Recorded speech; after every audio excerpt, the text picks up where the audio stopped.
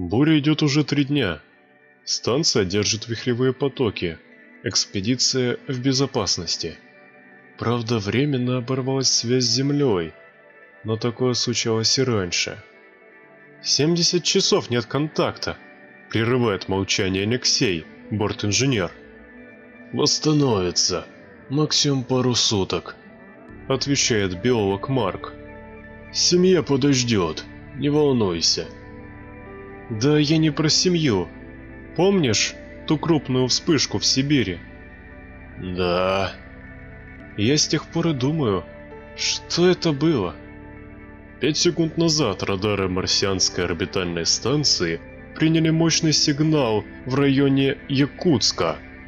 Тогда же, как специально, началась буря, и экспедиция была отрезана от внешнего мира.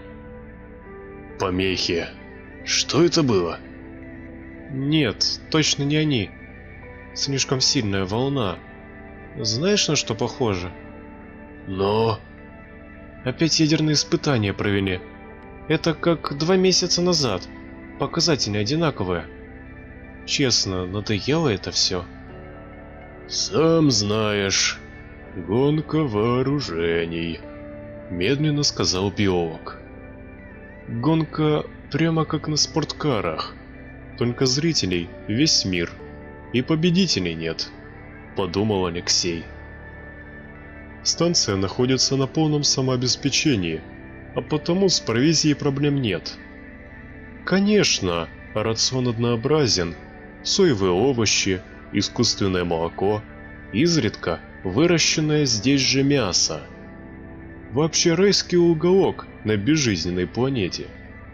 Всего на станции 20 человек, основное занятие которых – прием сигналов с орбиты, повторная шифровка и передача остальным американским базам, которых порядка 60.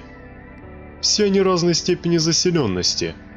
В самой крупной – 1000 человек. На втором месте после США – Китай.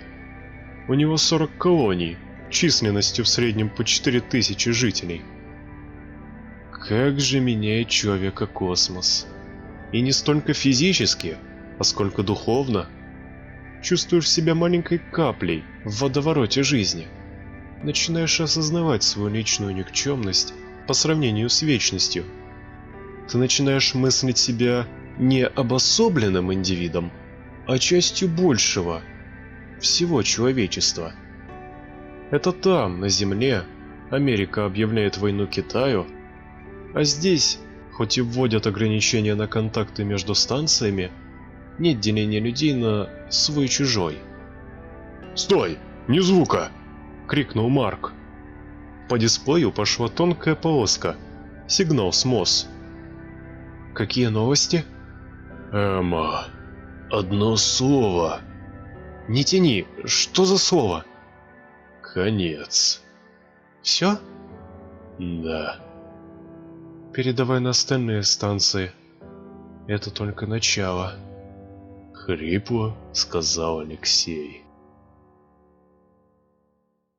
Если тебе понравилась эта история, либо же мой голос, не забудь поставить лайк и подписаться. Ну а в случае, если хочешь смотреть новое видео первым, не забудь про колокольчик.